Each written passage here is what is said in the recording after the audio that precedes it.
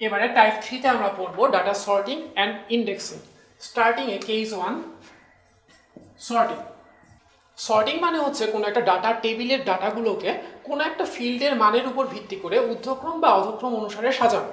যেমন মনে করো কোনো একটা অফিসের এমপ্লয়ীদের একটা টেবিল, এই টেবিলের কলামগুলোর নাম হচ্ছে নেম, তারপর ডেজিগনেশন, কে কোন পোস্টে আছে, ডেজিগনেশন, তারপর আরেকটা কলামের নাম হচ্ছে স্যালারি। ওকে, এটা হচ্ছে এমপ্লয়ি টেবিল যেখানে 3টা কলাম আছে। এবার মনে করো যে একজন এমপ্লয়ি যার নাম হচ্ছে বি, তার ডেজিগনেশন হচ্ছে জুনিয়র অফিসার, তার স্যালারি মনে করো 20,000। আরেকজন এমপ্লয়ি যার নাম হচ্ছে এ, তার ডেজিগনেশন হচ্ছে সিনিয়র অফিসার, তার স্যালারি হচ্ছে 40,000। আরেকজন আছে মনে করো সি, যার ডেজিগনেশন হচ্ছে ম্যানেজার, তার স্যালারি 50,000। ওকে, মনে করো এই এমপ্লয়ি টেবিলটাতে এই 3টা রেকর্ডই আছে। এখন সর্ট বলে একটা কমান্ড আছে, তো ডেটাবেস ডিজাইনাররা এই কমান্ডটার সাহায্যে এই টেবিলের ডাটাগুলোকে কোনো একটা ফিল্ডের বেসিসে সর্ট করে। যেমন এটাকে যদি স্যালারির বেসিসে সর্ট করা হয় এবং স্যালারির অধক্রম অনুসারে সর্ট করা হয়, মানে ডিসেন্ডিং অর্ডারে, অর্থাৎ যার স্যালারি বেশি তার নামটা আগে দেখাবে, যার স্যালারি কম তার নামটা পরে দেখাবে, তাহলে এই টেবিলটার রেকর্ডগুলো এরকম হয়ে যায়। এটাও এমপ্লয়ি টেবিল, নেম, ডেজিগনেশন আর হচ্ছে স্যালারি। যদি স্যালারিকে ডিসেন্ডিং অর্ডারে সর্ট করা হয় তাহলে যেটা হবে, ফার্স্টে কিন্তু সবচেয়ে বড় যার তারটা উপরে চলে আসবে 50,000, ডেজিগনেশন হচ্ছে ম্যানেজার, নেম হচ্ছে সি। এরপর 40,000, 40,000, এটা সিনিয়র অফিসার, নাম হচ্ছে এ। এরপর আসবে তোমার 20,000, নাম হচ্ছে বি, এর ডেজিগনেশন হচ্ছে জুনিয়র অফিসার।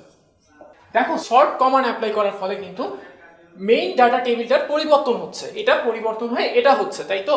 তো সর্টিং এর সুবিধাটা কি? সর্টিং এর সুবিধা হচ্ছে ডাটা খুঁজে পাইতে সুবিধা হয়। সাপোজ তোমার জানা দরকার কোন এমপ্লয়ির স্যালারি সবচেয়ে বেশি, তো তুমি যদি একজন করে এই টেবিল থেকে খুঁজতে যাও তাহলে কিন্তু ধরো এই টেবিলে 3টা রেকর্ড না 3,000 রেকর্ড আছে, একটা বড় কোম্পানি যাদের 3,000টা এমপ্লয়ি আছে, তাহলে তুমি একটা করে খুঁজে 3,000টা রেকর্ড খোঁজার পরে তুমি ডিসিশনে আসতে পারবা যে কার স্যালারি সবচেয়ে বেশি। বাট তুমি যদি সর্টিং করে ফেলো তাহলে কিন্তু সবার উপরে যার নাম আছে তার স্যালারি কিন্তু সবচেয়ে বেশি। তাহলে দেখো সর্টিং এর ফলে একটা ডাটা খুঁজে আনা খুব সহজ হয়ে যায়। দেখো আমরা আগে যে সর্টিংটা করছিলাম সেখানে কিন্তু স্যালারিকে ডিসেন্ডিং অর্ডারে সর্ট করছিলাম, অর্থাৎ যার স্যালারি সবচেয়ে বেশি তারটা উপরে থাকবে, যার কম তারটা নিচে থাকবে। আমরা চাইলে কিন্তু অ্যাসেন্ডিং অর্ডারেও সর্ট করতে পারতাম, অর্থাৎ যার স্যালারি সবচেয়ে কম তার নামটা উপরে থাকবে, যার সবচেয়ে বেশি তার নামটা সবচেয়ে নিচে থাকবে। আমরা কিন্তু নামের বেসিসেও সর্ট করতে পারতাম, যদি নেমের বেসিসে সর্ট করতাম তাহলে অ্যালফাবেটিক্যালি আমার ডাটাটা সর্ট হতো। এখন মনে রাখবা যে অ্যাকচুয়ালি সর্টিং এর ফলে মেইন ডাটাবেসে যে ডাটাগুলো আছে সেগুলো নতুন একটা ডাটা ফাইলে লেখা হয়, ঠিক আছে, সর্টেড অর্ডারে লেখা হয়। এখন মেইন ডাটা ফাইলে ডাটা আসলে কিভাবে থাকে? আসলে মেইন ডাটা ফাইলে ডাটা থাকে হচ্ছে তুমি যে অর্ডারে এন্ট্রি করতেছো সেই অর্ডারে। যেমন ফার্স্টে 3টা এন্ট্রি ছিল, আমি এরপর আরেকটা এন্ট্রি অ্যাড করছি যার নাম হচ্ছে ডি, সে হচ্ছে অ্যাসিস্ট্যান্ট ম্যানেজার এবং তার স্যালারি হচ্ছে 45,000, ঠিক আছে। মেইন ডাটা ফাইলে যখন এন্ট্রি করা হয় তখন মেইন যে ডাটা টেবিলটা ক্রিয়েট হয় সেই ডাটা টেবিলে কিন্তু তোমার ডাটাগুলো কোনোভাবেই সর্টেড হয় না, সর্টেড আকারে থাকে না।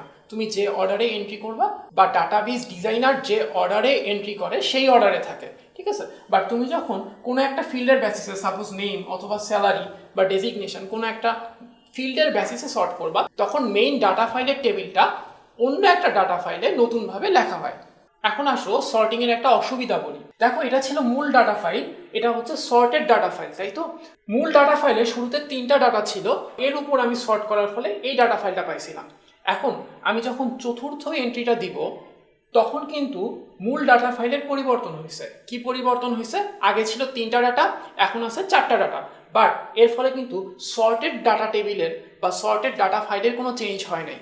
সো আমি যদি সর্টেড ডাটা ফাইলেও চেঞ্জ আনতে চাই তাহলে যেটা করতে হবে যে প্রত্যেকটা এন্ট্রি অ্যাড করার সাথে সাথেই আমার আবার সর্ট অপারেশনটা চালাইতে হবে। তাহলে প্রতিটা ডাটা এন্ট্রির সাথে সাথেই আমার যদি সর্ট অপারেশন চালাই তাহলে আমার প্রতিবার একটা করে ডাটা মূল ডাটা ফাইলে এন্ট্রি হবে, সাথে সাথে আমার সর্টেড ডাটা ফাইলটাও আপডেটেড হবে। ঠিক আছে? সো দেখো যে প্রতিটা এন্ট্রি দিব, তারপর আমি সর্ট অপারেশন চালাবো, আবার পুরো জিনিসটা সর্ট হয়ে নতুন ডাটা ফাইলে সংযোজিত হবে। এর ফলে কি হচ্ছে, ডাটা এন্ট্রির প্রসেসটা বা ডাটা ইনসার্শনের প্রসেসটা কিন্তু স্লো হয়ে যাচ্ছে, তাই তো? বাট ডাটা ইনসার্শন স্লো হইলেও সার্চিংটা কিন্তু ফাস্ট হচ্ছে, ডাটা খুঁজে পাওয়াটা খুব তাড়াতাড়ি সম্ভব হচ্ছে। বাট প্রতিটা ডাটা এন্ট্রি করতে যদি সর্ট না করতাম তাহলে যে সময়টা লাগতো সর্ট করার ফলে কিন্তু একটু বেশি সময় লাগতেছে। এবারে কেস 2তে আমরা পড়বো হচ্ছে ইন্ডেক্সিং। অ্যাকচুয়ালি সর্টিংটা প্র্যাকটিক্যালি খুব বেশি ইউজ করা হয় না, প্র্যাকটিক্যালি ইউজ করা হয় হচ্ছে ইন্ডেক্সিং। তো দেখো একটা কোম্পানির এমপ্লয়ীদের একটা ডাটা টেবিল আছে, নেম, স্যালারি, এজ। মনে করো এটাকে যদি আমি সর্টিং না করে ইন্ডেক্সিং করি এজের বেসিসে, ওকে, এজের অ্যাসেন্ডিং অর্ডারে আমরা এটাকে ইন্ডেক্স করব, অর্থাৎ যার এজ সবচেয়ে কম তার নামটা উপরে থাকবে, যার এজ সব থেকে বেশি তার নামটা নিচে থাকবে। ওকে, তো এটার জন্য যেটা হয়, কম্পিউটারের ইন্টারনালি একটা ইন্ডেক্স ফাইল তৈরি হয়, এটার কাজ হচ্ছে ডাটাকে পয়েন্ট করা। যেমন ইন্ডেক্স ফাইলের প্রথম রেকর্ডটা এখানে যার এজ 25 তাকে পয়েন্ট করে, ওকে। এরপর দ্বিতীয় রেকর্ডটা দেখো 25-এর পরের এজ কিন্তু 30, তাহলে এই রেকর্ডটা এই ফিল্ডটাকে পয়েন্ট করবে, এই রেকর্ডটা এইটাকে পয়েন্ট করবে। তো ইন্ডেক্সিংয়ের ফলে সুবিধাটা কি হয়? সার্চিংটা কিন্তু ফাস্ট হয়ে যায়। ধরো তুমি খুঁজে বের করতে চাও যে কোন এমপ্লয়ির এজ সব থেকে কম, তাহলে যেটা করতে হবে যে ইন্ডেক্স ফাইলের সর্বপ্রথম রেকর্ডটা যে নামটাকে পয়েন্ট করে আছে বা যে রেকর্ডটাকে পয়েন্ট করে আছে সেই রেকর্ডটা তুমি খুব সহজে এখান থেকে খুঁজে পাচ্ছ। তার ফলে ইন্ডেক্সিংয়ের ফলে কি হচ্ছে, ডাটার সার্চিংটা খুব ইজি হয়ে যাচ্ছে। আচ্ছা দেখো, এই এমপ্লয়ি টেবিলে যদি নতুন করে একটা ডাটা ইনসার্ট হয় তাহলে কি হয়? ধরো নতুন একটা ডাটা আমি ইনসার্ট করলাম, একজন এমপ্লয়ি যার নাম হচ্ছে ডি, তার স্যালারি হচ্ছে 30,000 এবং এজ সাপোজ 35, ওকে। একটা নতুন ডাটা আমি ইনসার্ট করব। এখন কিন্তু ইন্ডেক্স ফাইলটা প্রতি ইনসার্শনের সাথে সাথে আপডেট হয়। তুমি একটা করে ডাটা ইনসার্ট করবা, মূল ডাটা টেবিলের কোনো চেঞ্জ আসবে না, মূল ডাটা টেবিল যা ছিল যে অর্ডারে তুমি ইনসার্ট করতেছো সেই অর্ডারটা অপরিবর্তিত থাকবে, বাট প্রতিবার ইনসার্শনের সাথে সাথে ইন্ডেক্স ফাইলটা নতুন করে আপডেট হবে।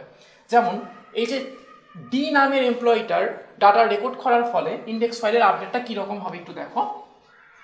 সবচেয়ে ছোট বয়স বা সবচেয়ে কম এজ 25, প্রথমটা 20, এই রেকর্ডটাকে পয়েন্ট করবে। এরপর 30, দ্বিতীয় ফিল্ডটা এইটার দ্বিতীয় ফিল্ডকে পয়েন্ট করবে। এবার এর আগে আপডেটিংয়ের আগে, ইন্ডেক্স ফাইল আপডেট হওয়ার আগে তৃতীয় ফিল্ডটা কিন্তু এটার সেকেন্ড ফিল্ডটাকে বা সেকেন্ড রোটাকে পয়েন্ট করেছিল, বাট এক্ষেত্রে কিন্তু এটাকে পয়েন্ট করবে না, কারণ 40 থেকে 35 ছোট। সো এখন যেটা করবে, এই ইন্ডেক্স ফাইলটা এবার এই রেকর্ডটাকে পয়েন্ট করবে আর এই ফিল্ডটা এই রেকর্ডকে পয়েন্ট করবে। তাহলে দেখতেছো একবার ডাটা একটা করে নতুন ডাটা ইনসার্ট করতেছো আর ইন্ডেক্স ফাইলটা প্রতিবারই আপডেট হচ্ছে। এর ফলে কিন্তু একটু সময় নষ্ট হয়, যার ফলে ইন্ডেক্সিংয়ের অসুবিধা হচ্ছে, তোমার ডাটা ইনসার্শনটা একটু স্লো, বা আদার্স যে অপারেশনগুলো আছে যেমন ডাটা সার্চিং, এই প্রসেসগুলো অনেক ফাস্ট হয়ে যায়।